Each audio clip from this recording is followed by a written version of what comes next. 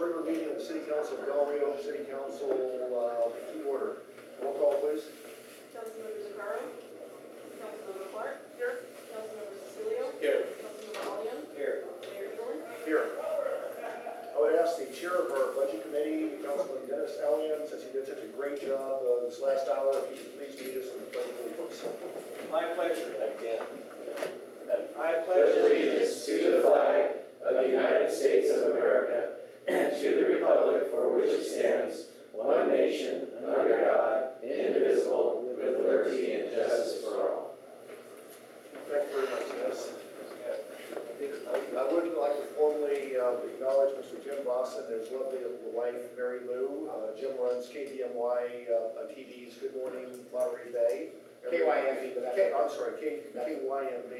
Good Morning Monterey Bay, every morning from 7 until 9 o'clock.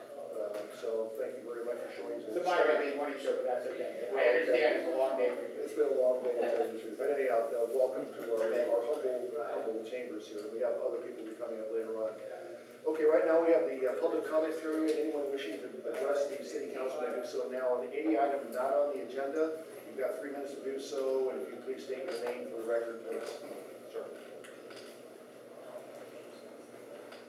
Good evening. I'm Charlie Cordova, Green Ridge Recovery, and this has nothing to do with garbage. I just want to say kudos to the council. What I read Friday, it was awesome. I thought that was a great tribute to distribute that bonus check or whatever it was for the staff, and to hear the applause at any budget meeting at the end is again kudos to you. And I also like to give kudos to Councilman Allian for his promotion to the vice chair at the Monterey Regional Waste Management District. So congratulations. Well, let's give it a hand. I have now 2 vice chair positions, so I'm doubly viced. In charge of all the vices for both these organizations, right? Okay, anybody else wish to make a public comment for the chambers? Mr. Fawcett. Real quickly. Just to let you know, I'm the president of the Seaside Sand City Chamber of Commerce. And we were absent last year for the 4th of July parade, but this Sunday at noon at the corner on Fremont and Broadway, we will have our 4th of July parade and welcome you all. Thank you very much. One of these days it may become the Delray Oaks Seaside Sand City Chamber of Commerce. Just maybe. In that order. We've talked about that before. Anybody else wish to make a comment before the council? Okay, public comment period is closed. Yeah, Please. yeah, I can, but I can do it next time too. Just 2 quick things. One, I also thought the budget. Your name. Oh, I'm Alice Green and I live on Sausalito Avenue. Okay, thank you. I thought the budget thing was great. Great job. Everybody did a great job. It's awesome. What I was listening to you, Councilmember Allian, talk about a reserve and increased revenue, new revenue sources. And that reminded me of the exciting new development with the Fort Ord property, and just keeping in mind, and I'm sure all of y'all feel this way, just keeping in mind having that development be the kind of development the people that want a Del Rio's address are going to want to live there, instead of like owning property and then really living somewhere else, which I know other communities have that problem. Yes. And we don't want that problem. Thank you very much. Yeah. Great comments. Anybody else? Okay, public comment period is closed. The next item on the agenda is the consent agenda. Any member of the council like to pull in the items for discussion, questions? I move that we approve this. Well, out to the public. Any member of the public who wishes to pull in the items for discussion, questions? Okay, now back to the council. So moved. Second. Okay, all in favor, signify by saying aye. Aye. All opposed, motion carries. Okay, we have three phenomenal presentations this evening. We'll start off with Monterey Seniors Transit, Mr. Hunter Harvick, the topic of senior taxi discount services. If anybody has hasn't had a chance to go to the MST meetings and watch Mr. Hargreth in operation, he's like the ever-ready bunny. He just keeps taking the shots, bouncing back up, and he stays professional the entire time. He does his homework, he can answer all the questions. He's a real tribute to the MST. Hunter? Well, thank you very much, Mayor Evelyn, and members of the council, and members of the public. My name is Hunter Harbath. I'm the Assistant General Manager for Finance Administration for Monterey Salinas Transit. Monterey Salinas Transit was entrusted with the Monterey County Regional Taxi Authority Administration. Now we're almost 2 years ago that it was formed. And over those last 2 years, we have grown from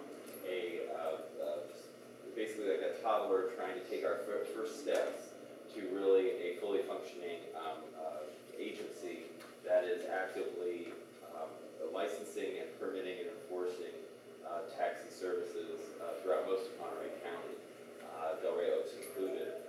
Mayor Evelyn has been on witness to some of the excitement at our taxi authority, as well as Kristen Clark, who's actually our board member.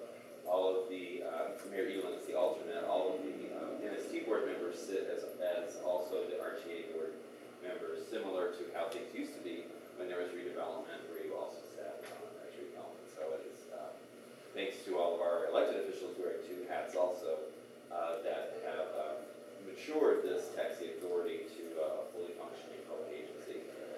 What I'm here today to talk to you about is our senior taxi voucher program. I passed out a little packet of information, and I'll kind of give a little summary of that. I was here about this time last year, where your council appropriated $300 for our senior taxi voucher program.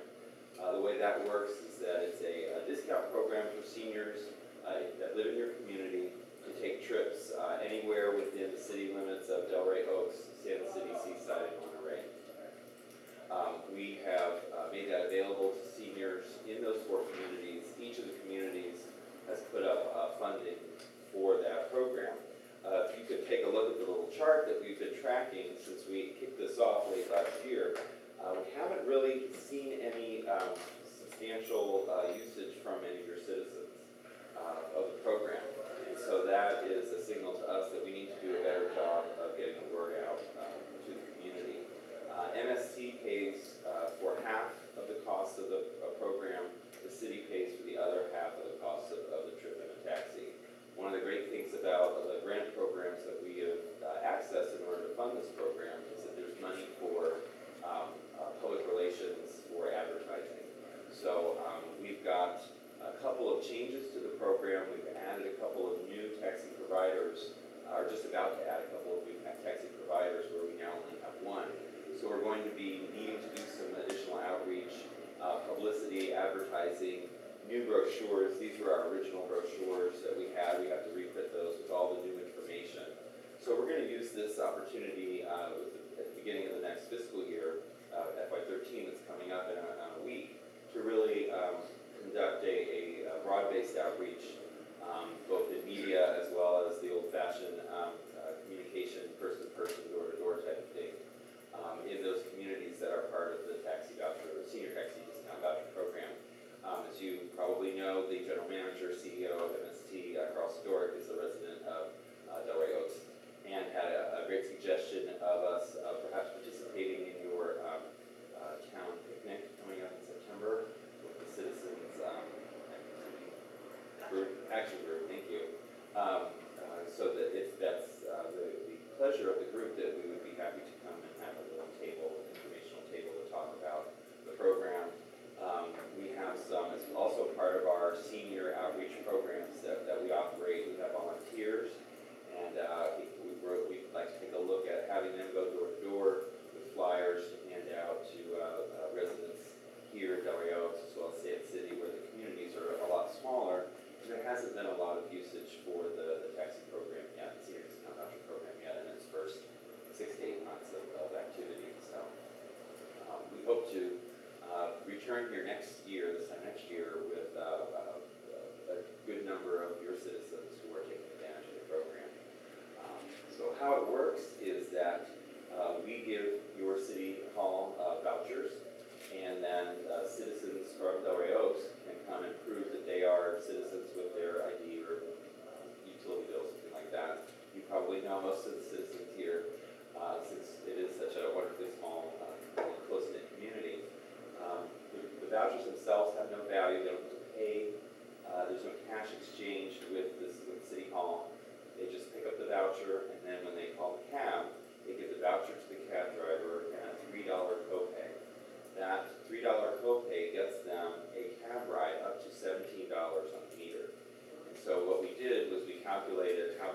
far you could get in Monterey Peninsula area in the zone of Del Rio, Sand City, Seaside, and Monterey.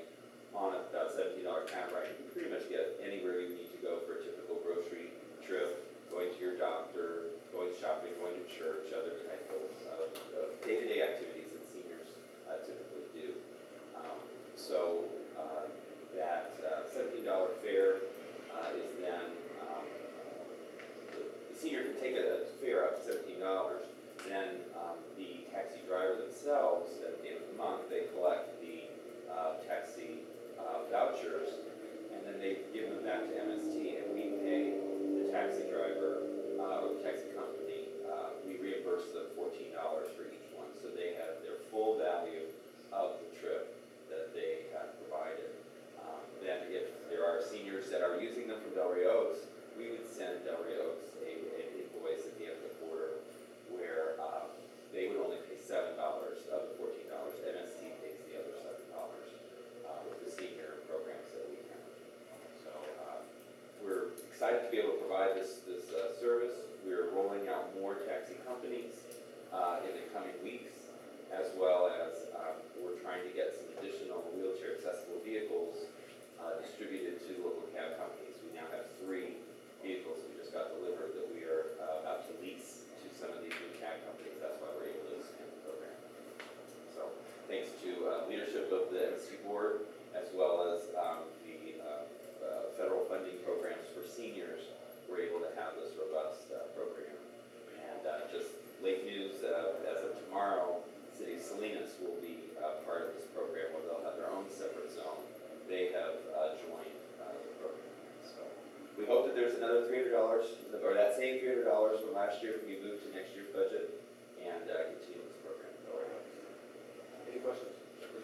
Well, I've got a suggestion. If these are going to be printed really soon, perhaps we can include a whole brochure with the acorn. And then we deliver it door to door. And we can put them on the website. That would be It's fantastic. also on the website.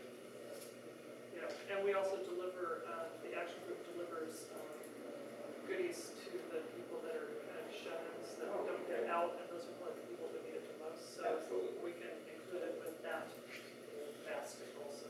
So The Belgrove Citizen Action Group drops off all the Acorn newsletters in the entire city, all the shut-ins during critical periods. They'll actually visit them and give them baskets and keep them company and so forth. And anytime we want, the city manager or a member of the action group can just snap their fingers. We can deliver door to door to every door in the city within basically 2 days. Oh, wonderful. Well, great. We'd love to take advantage of that and really get the word out in this next fiscal year. I had a question for you. If a resident of Del Rio Oaks was to get one of these vouchers, could they be taken to a doctor's appointment instead of Grove, or they wouldn't be allowed to go that far? The way that we have the program set up is that if they are simply a senior, then no, they would not be able to go to Pacific Grove. Pacific Grove is not part of the program.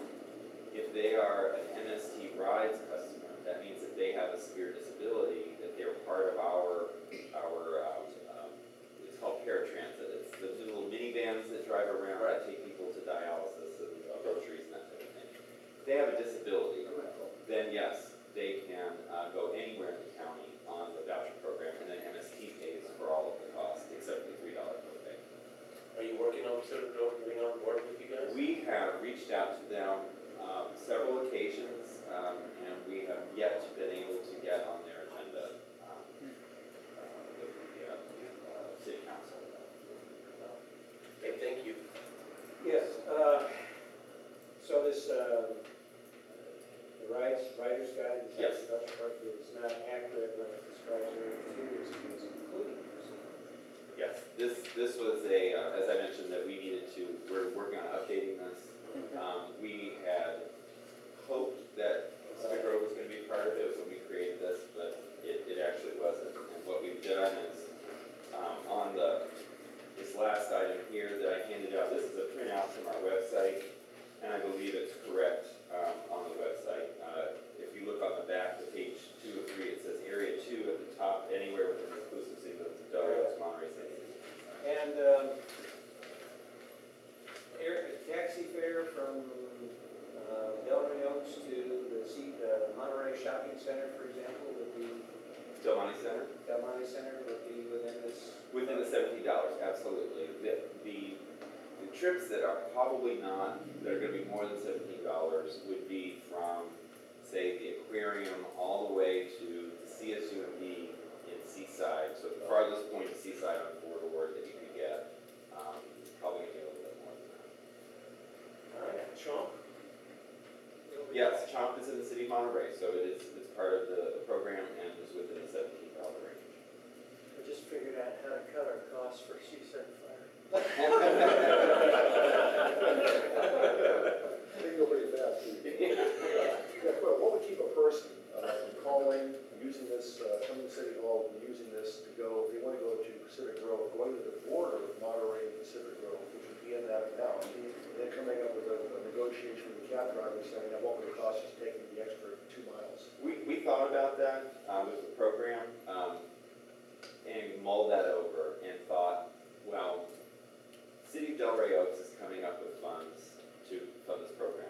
City of Pacific Grove, I don't want to pick on Pacific Grove, but You should. since they're in the question, they have not come up with the funds. So if someone, if a citizen from Delray Oaks is being funded by Delray Oaks, well, then they should be spending their money if they're going to a shopping appointment, a shopping location within the zone.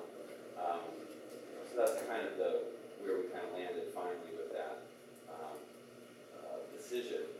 Of course, the ultimate goal is to get Pacific Grove on board, but sort of, if you want to play, you got to pay type of thing to make it big.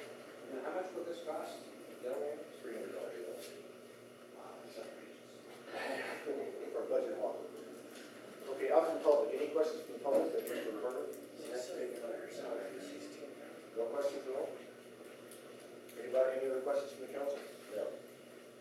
Hunter, again, thank you very much for your presentation, very informative, and I'm sure we'll roll that money over, and we'll see you in the field of friendly strife here at the MST and the regional tax meetings. Perfect, thank you very much for your support. Thank you. Okay, next on deck is Debbie Hale, Executive Director of the Transportation Agency for Monterey County. Debbie and I went to Sacramento here about 2 months ago. She came back with about $20 million based on the force of her personality and who she knows. Very, very effective executive director of TAMS. She's done an awful lot. She's deserting me tomorrow when I'm chair of TAMS, and she has to go back to Sacramento and fight for some more money. But she owes more money than Jerry's Beer Fund. Yes, I do, want to Yeah. Jerry's Beer Fund. Now, in terms of clicking, should I just stand at the, no, you okay? So, Twitter's always a hard act to follow, especially when it comes to a PowerPoint. So I will try to take best advantage of the visual image of the PowerPoint. Thank you for the opportunity to come here. We have kind of a unique opportunity here in Monterey County. We are going to take a look at whether or not we can fund our next highest unfunded highway priority in the region, even though it's going to cost anywhere from $100 million to $250 million, which is a huge project for our little county. And that is through some kind of tolling user fee program. So go ahead. This is the scene. I don't even think this was golf weekend. This is just one of the summer weekends, and it's crowded. The hospitality folks will tell you that folks give them input, that they leave feeling like they've been sitting in traffic for 4 hours and they don't want to come back again. And that access to the Monterey Peninsula is a factor in deciding not to come back as often. Okay. So the proposal is, the problem is that the link between 101, which is the gateway from the Central Valley in Northern California, to Highway 1, which is the way to get to the Monterey Peninsula, is a 2-lane road between Castroville and Prudale. And so we have proposed a project, we've been working with Caltrans to improve safety by adding new interchange and getting rid of the light at Castroville Boulevard. Go ahead. To improve access to the Oak Hills area by making the old highway a frontage road. And one of these better say relieve congestion, otherwise I have the old road. And of course, relieve congestion by adding a new 4-lane facility to the south of the existing helps provide the access via the frontage road without having to put in a new interchange. And it also works because it doesn't destroy the heritage oaks along the corridor. So this project is currently in the environmental review phase. And let's see the next slide. Oh, there we go, reduce congestion between Castroville and Prunedale. It also supports our economy, not just in terms of construction jobs that it provides, but permanent jobs. And so we would like to take a look then at how we can fund this project. The cost just the segment one, not the big interchange at 101, but just the widening and interchange at Castroville Boulevard is about $104.2 million. So we have already almost completed the environmental review, and that was through a federal earmark and state interregional money. And we have just secured the last bit of state funding that we expect to see in a long time from the savings on the 101 Prunedale project to do the engineering and right-of-way. But that money is 4 years to 5 years out. So we're going to have to sit and wait for that. But that said, we still don't have $60 million in construction funding. And just as a point of comparison, the 101 Prunedale project cost about $75 million to construct, and saving for that whole project, some people say it took us 40 years, some people say only 30 years. So the issue is, go ahead, we don't have any federal earmarks anymore, we don't have any stimulus money anymore, we don't have the state bond monies anymore. We have developer fees, but there's not much development, so we don't have many of those. We tried 4 times now to do a local sales tax. So after a lot of brainstorming, we thought, why don't we look at tolling as an option? And frankly, Caltrans came to us and said there's a new state law that sets up a process for tolling. Let's take a look at that together. So just to give an example, if we don't have new funding, we won't get the money for the design and to finish that until 2018, and we won't get the money to acquire the right-of-way until 2021, and then who knows when we would begin and finish construction. Alternatively, if we had the money right now under tolling, it takes a little longer because we have to update the environmental document, but the design could be done by 2015, as could the right-of-way. You could start construction and finish in 2019. So that still doesn't sound fast enough to me, but at least it moves us on a path that's certainly faster, and there may even be opportunities to accelerate this if you have a willing partner. So tolling does exist in California. The one people are most familiar with in Northern California is the Bay Area Toll Authority. It is a publicly owned agency. They've got the 7 state-owned bridges. Caltrans does the operations of the facility, maintains, of course, the roadways, and collects the money. But the money doesn't just go to the bridges, and some people that bothers them. It finances projects on or near the bridges, and this is from their website, but when I saw that, I think that was really funny, because, I mean, it does projects everywhere in the regional Bay Area. So that is somewhat different than what we're talking about. And they have cash tolling. I still pay by cash sometimes, but they also have the little fast track transponders, and we'll talk more about that. Okay, great. So one of the key features for the 156 corridor would have to be all electronic tolling. And in fact, the Golden Gate Bridge is going to all electronic tolling by the end of this year. They have to do a whole marketing campaign and a whole conversion because they've had cash payment. But the problem with doing that in our corridor is the whole idea is to relieve congestion, and if everybody has to stop, it's not going to work. So we need to have a system that is modern. I like to say it's not your grandfather's toll facility. It's going to be all electronic tolling. What happens, either you have the transponder, I think I have a picture next, or it takes a picture of your license plate, and then it sends you a bill, and if you're really hard to find, maybe when you go to pay your DMV registration, it hits you up. So let's see, then there you go. This is a fast track transponder. You stick it up on your windshield. The one we have in the TMC vehicle has a little Velcro, and you stick it back in the Mylar bag after it's gone through. The more modern ones are paper. Back we had little easy passes, so you can easily send them to people. In fact, the hotel folks, when we presented this idea to them, they said, oh yeah, we could send it with the reservation. So interesting idea. You could put it in rental cars. About 60% of Bay Area residents have transponders, and they expect that to go up to about 75% in the next 5 years. probably, that meeting would be faster with the other facilities going all electronic. You can do a prepaid toll pass, or they talk about the license plate pictures. So we have a lot of questions though. Really still in the what are the questions and let's get some answers. Nothing has been decided yet, and that's why I'm coming out to you to see if there's anything that we haven't thought of that you'd like us to look at.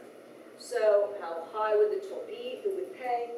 What would the costs be? What would be the impact on the other roads? And what the economic benefits be? So go ahead. So we're going to engage in a study. At least we're proposing to our board of directors to actually put some money into doing a study in partnership with Caltrans, putting some money in, and it would look at, it would do a traffic and revenue study. So the things that would be looked at, we would be assuming that the toll would be $5 or less, that there would be no discounts for carpools or electric vehicles, because there's a lot of folks that do visitor travel by carpool. There would probably be one tolling location, and again, no toll, it's just the all electronic. Okay. Who would pay? This is a big discussion item. Would everybody pay all the time? That's kind of your baseline. Okay, so maybe that makes the toll $1. That's sort of the back of the envelope calculation we got. Would it be visitors only, and maybe there's a local discount? Or maybe it's a frequent user discount? Would it just be tolled when it's busy? Congestion pricing, we do that in some areas, and since that's where the greatest need for the facility is, that may make sense. Would it be a one-way toll or both ways? And that may affect whether people try to go around it more or less. So we want to look at all of that, and then how long would it last? And some of the consultants are saying, oh no, you don't want it to expire, but pretty much the unanimous input we've gotten is that, you want to do this for the project, and then you want to end it. And so the question is, how long would it be? We're tossing up 20 years and 30 years. They may come back and say, well, if you want to keep the toll lower, you need to go a little longer. So this is the tolling options that we're going to look at. The cost options that we want to look at. What if we just do the phase one, $104 million widening link at Castroville Boulevard? What if we add some improvements at 101 and 156?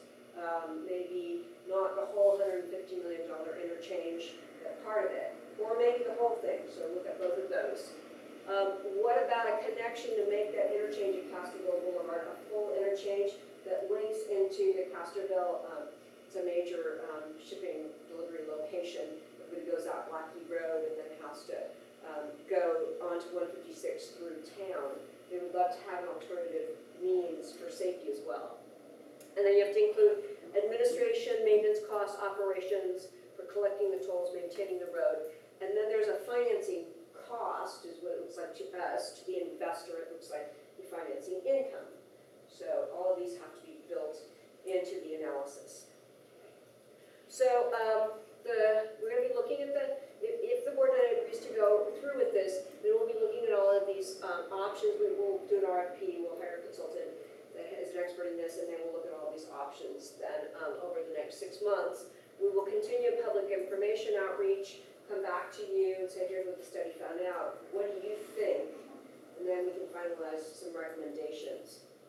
We'll take, go back, sorry. We'll take some recommendations to our board and to the state. I'm guessing probably in early February. It might take longer than that.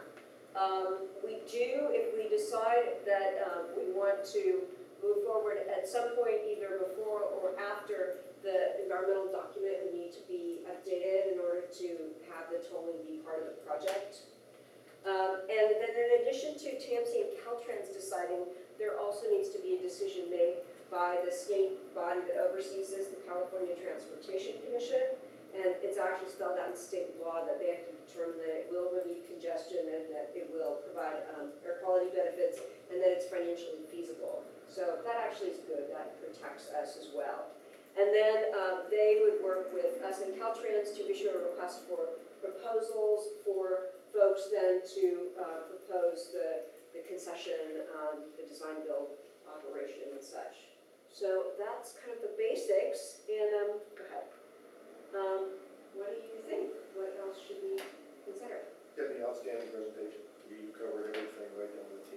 Questions by the council first? I have a question for you. If I travel a lot and I go down the 101 corridor on my way to 156, and there's traffic all the way past the red barn, so I don't understand how the fast track on 156 to get to 101 would be a big plus, because you don't sit in traffic on 156, but once you get to 101, you're bottlenecked and you're bottled up there until you get, into Morgan Hill area. I mean, I don't know, I've come back and I've seen that traffic just loaded up, so.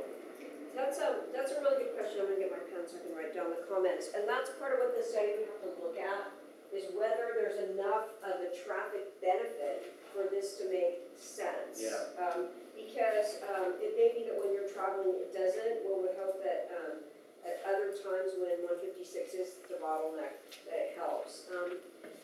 We are also hoping that the project that's currently underway, which is now slowing everybody down, will help speed things up. But we definitely need to look at the one-on-one corridor and see if that's really where the bottleneck is, not 156. Other questions by council? Yes. This says that, this little, 32,000 vehicles per weekday, and so it must be higher on the weekends. You must, yeah, definitely.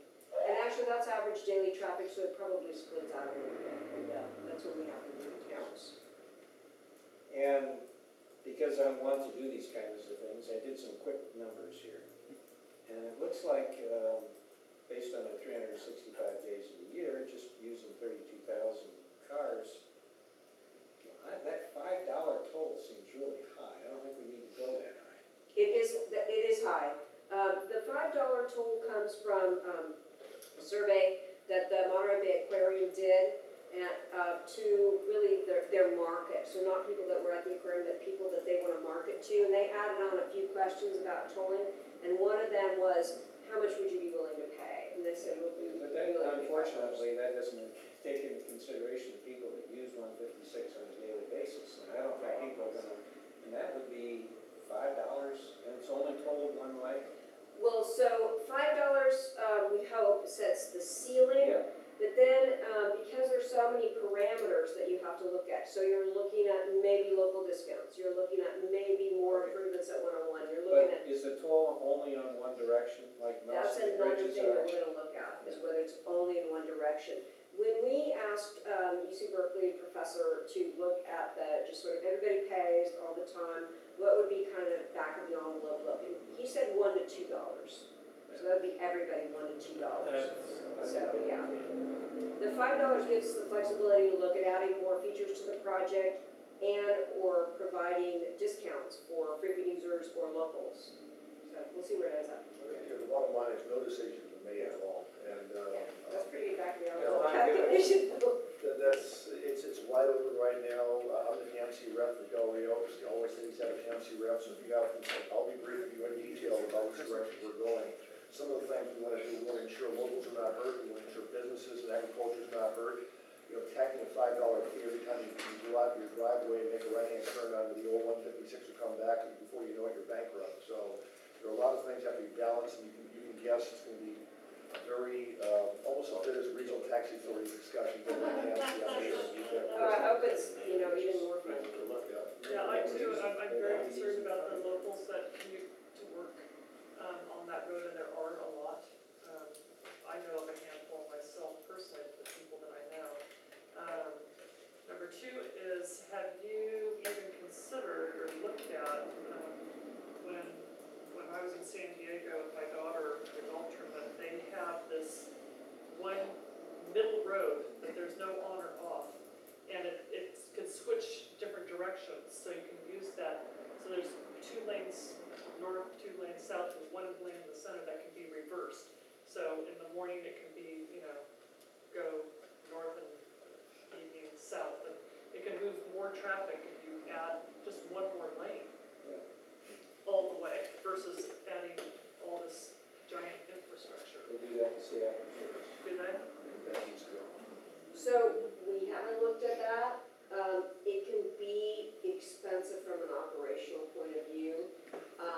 So I could toss that back and ask Caltrans, did you even think about this? But it was never in the proposal for the project. And normally the issue is just the operational cost of having to swap it back and forth all the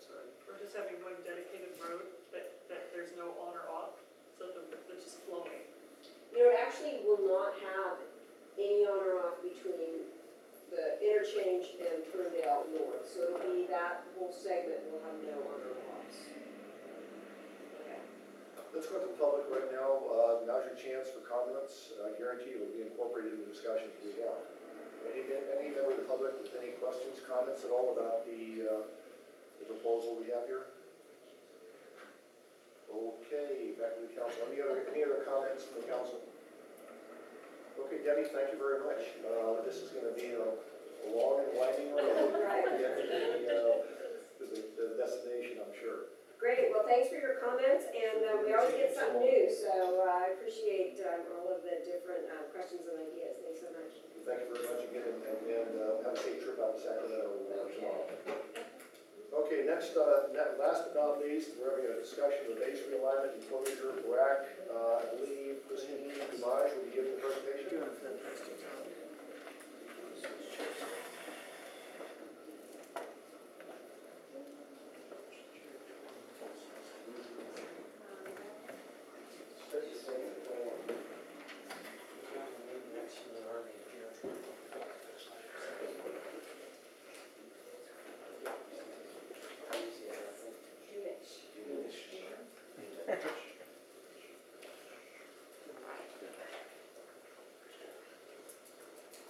Good evening, and thank you for the opportunity of allowing us to come and speak with you tonight and extend your evening a little bit. We really appreciate it.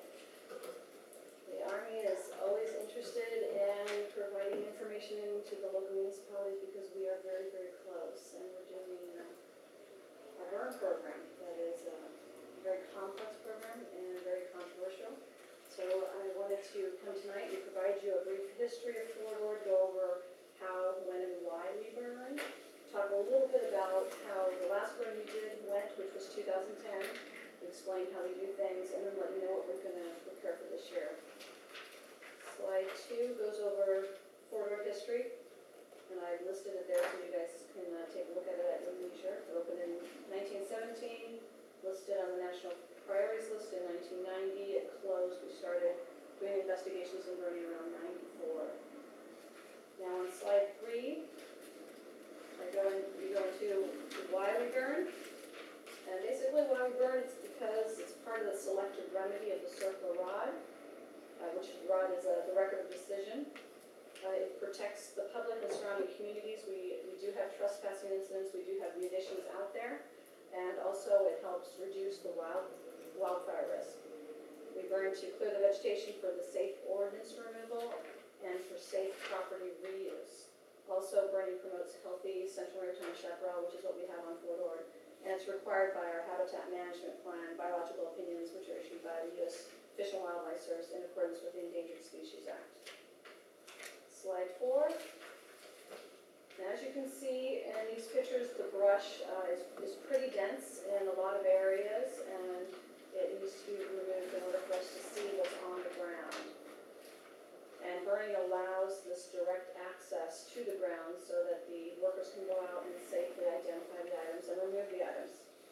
And the headlines that are identified, they're pretty old. I think the last incident was in the 70s, but we have had children go out and find items and bring them home, and there were injuries and fatalities.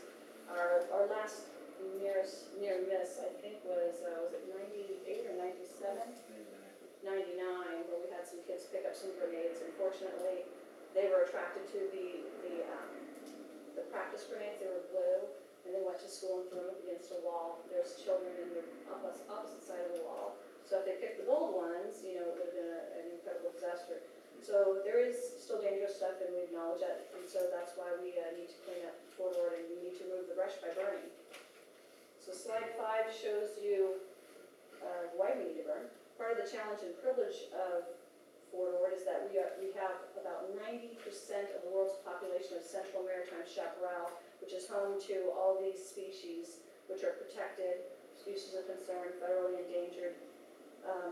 And because it is protected habitat, the Army is required to work under the Habitat Management Plan, which requires that we burn to regenerate the habitat. If we're going to remove brush, it has to be burned. Slide 6. This just kind of gives you a snapshot of how we do it. We produce burn and work plans. We do a lot of coordination in-house with the Army, the Corps of Engineers, the Federal Fire Department, also lots of regulatory agencies, meteorologists from the local air district, also California Air Resources Board, EPA, Department of Toxic Substance Control. Lots of coordination goes on. We coordinate with the FAA because we do have an airport really close by. We do our pre-burn preparation prior to every burn. We do lots of monitoring, road repair, mastication, and we assemble water resources. Then we start doing the weather monitoring, and we is not me, we is the chairman of the meteorology department at Naval Force Graduate School, who's a lot smarter than I am. And so he monitors for fire weather, and he lets us know when it's looking good, and it takes hundreds of hours and all year long to identify 4 to 6 times a year when we get weather, which yesterday was a burn day, but our season doesn't start till July, so we're out of luck. We also conduct mobilization decision conference calls, and then once it's decided that we can burn, then we initiate the burn. So on slide 7, goes over basically what I was talking about, the coordination with the regulatory agencies. We do have a pretty extensive notification program. We do a lot of community outreach. We hold community involvement workshops. We have our website that has our up-to-date information. We do direct mailings, press releases. I'm sure you read the paper today. We have our press release about the upcoming burn season. Also, we're at a lot of the local community events talking about the burns and our cleanup program. We do coordination with emergency services, all the local fire departments, some police departments, Monterey County OES. Also, health department, we provide them with tours and information. And the local municipalities, we try and give presentations whenever they'll accept us. We provide materials to the media and local schools that are in the area.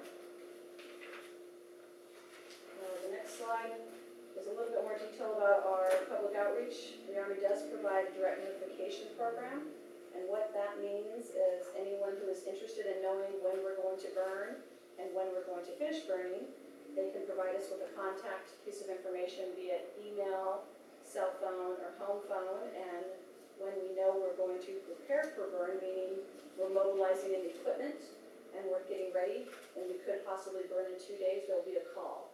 That doesn't mean we're going to burn, so once we do light the match, there'll be a second call. We've lit the fire. And then once we're finished with the burn, there'll be a third call. We're finished with the fire.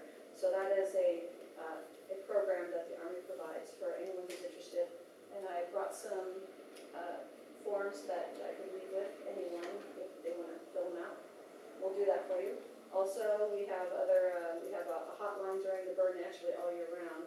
And we have press releases going to the Herald, the Weekly, Californian, and El Sol.